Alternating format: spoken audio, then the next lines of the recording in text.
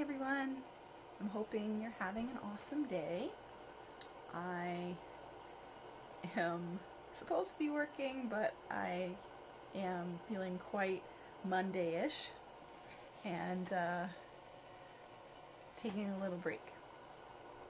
So, one of the things that I have been thinking about and kind of noticing just in general when I view other INFJs on either like a Facebook page or even some INFJ YouTube channels, where one of the main themes I have found is always INFJs are so different, INFJs think differently, there's going to be different stuff about you, or you process things in a different way. We're rational, logical, and also emotional, and that's really like not how everybody else is, and all of this stuff. And you know, probably if I had to think about this, maybe even a couple of years ago, I would have probably have really agreed with everything, every statement like that there's just something about INFJs that nobody else can possibly understand, and it's what makes us like unique, and there's this kind of like we're special kind of vibe to it, but at the same time this feeling like, yeah, we're special, but like nobody can possibly understand, and we don't want to be special. Oh, it's really horrible. But at the same time, secretly liking that we're special, and kind of, I think you might know what I mean if you identify with this personality type. So, my son is actually also an INFJ, and he's always kind of, from the last, I don't know, he's a young teenager, and from the last, couple years or whatever, he, randomly would comment that he feels like an alien, and that he doesn't feel like he's like everybody else, and in a way that he thinks it bothers him somewhat. So here's what changed my perspective. I met somebody that I worked with, that I became friends with, and I was able to reach a place with this person in a friendship level where we had a lot of in-depth conversations and talked about our lives, and this person shared a lot of, really tough stuff with me, to the point where, I felt comfortable sharing some of my perceptions and my, what I perceived as flaws, or at least vulnerabilities, but at that time I really did perceive them as flaws. Like brokenness kind of stuff. But,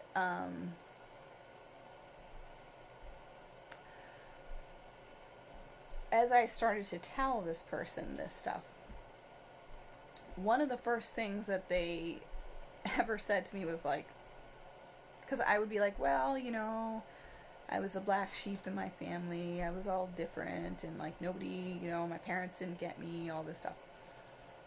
And one of the first things that this person said to me when I started describing all this stuff, he's like, that's not really all that different. Everybody has some of those feelings. Everybody has some of those thoughts. What you just told me isn't really all that special or unique or different. It's just human.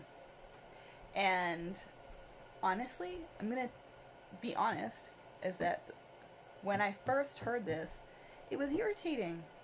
And then because I was like, how could you possibly not understand? Like, I'm definitely, different. This is why I have trouble connecting with people. This is why I have difficulty with, relationships. This is why I'm blah, blah, blah, blah. And then I kind of took a step back in my head, was like, well, why am I so irritated by somebody telling me I wasn't all that different? Like, I don't really want to be different, do I? I'd rather be like everybody else. So here's this person telling me I'm like everybody. Why did it irritate me? And as soon as I started diving into that, I realized, oh, it irritated me because I didn't want to believe that I was like everybody else. Because if I was like everybody else, if I had the same kinds of feelings, thoughts, whatever, like everybody else, it would mean that I would have to own the fact that I felt disconnected to other people. That the disconnection was actually my own doing, in part. And that's kind of a hard pill to swallow. If you have felt many, many years of feeling like people just really don't understand you, and there's just no way that people are going to understand you, and that's because you have all of these thoughts, feelings, ideas, whatever, that are so different from everybody else. What if they're not really all that different? You might have them more frequently. You might have them more varied. But it's not like nobody else in the world ever thought of the things that you think of or felt the things that you felt. It's just not that way. There's just too many people in the world for it to be that way. So once that happened and my brain shifted, I had to take responsibility for my own, basically for my own stuff, and for the environment that I had created that allowed me to be disconnected to other people. I had to face it. And once I did, and honestly, the MBTI really helped, and learning the enneagram. I'm an enneagram 4, wing 3. So basically, I've always felt like I have this like core internal, personality that felt really different from other people, but really desired to connect with other people. And then I had this external, professional, polished, performance type personality that I portrayed in the professional arena. And I always felt like a sort of and I still do sometimes, I felt like there was a sort of, disconnect there between this person that I knew I was and this mask that I put on, and this kind of back and forth dynamic. So anyways, as a 4 wing 3, I had always felt still different from other people, but it was really because I was holding myself apart. It was because I was keeping everything to myself. It was because I didn't let my vulnerabilities be accessible to anybody, to allow them to even validate my insecurities. Yeah, I had all these insecurities and I longed for validation, but how can you be validated if you never share anything? So I started to share. I started to write. I started to put out, the stuff that I had, my internal thinking, my introverted thinking stuff, and how I felt about my dynamic of extroverted feeling and when I interact with other people versus what I know inside is my personality type. And when I started doing all of this stuff, I started being able to really value the things that I have to bring to the table.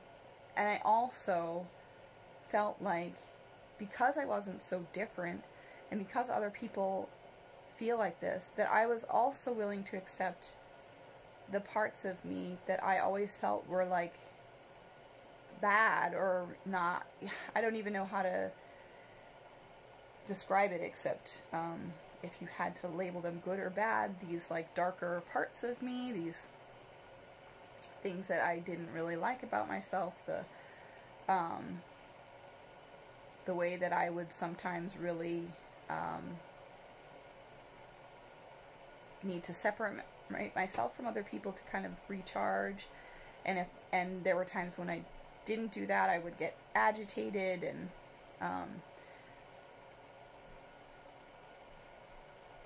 really scorched people sometimes. I think when an introvert in general is pushed past their limits, and I did push past my limits because I didn't understand that they were normal limits,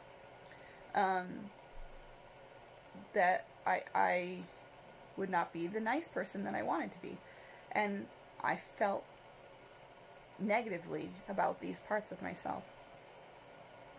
But once I really had this epiphany, I guess, that there are always other people that feel exactly the same way, and that if there was something wrong with me, it wasn't particular to me, that I would have to generalize it to other people too. There would be something wrong with other people too. There's something wrong with everybody, and just because we're human, and like that's just the way it goes. So that was really the turning point of my growth development. Even just trying on that concept, I'm not all that different. So, I don't know, it's just something to think about. I would encourage any INFJs, or particularly enneagram 4s, to just kind of try that concept on. Maybe you're really not all that different. Maybe you're just kind of like everybody else. And if you do feel offended by that, or somebody, said that to you and it would irritate you, think about why that is. There might be a reason why. You might be clinging to something there that you didn't realize you were. And that clinging to something was your layer of protection, in a weird way, to keep you safe from really accepting the parts of yourself that aren't really shiny and pretty. And I think that I had to go there in order to be able to come out on the other side and really know when I am feeling disconnected from other people, that it's because I am disconnecting myself from other people. And it's not those people disconnecting themselves from me, in most cases, because people really just don't think about other people in that way. They just kind of do their own thing in life. And if I wanted to be connected to somebody, then that's on me. And I can't hide behind, this perceived flaw. And so I think if I had one piece of advice, or one thing I could tell every young INFJ, to maybe, I don't know, prevent some of the stuff that I went through, is to just try it on, the concept that you're not all that different. Just try it on. See how it feels to think like that. And maybe that's just what you need.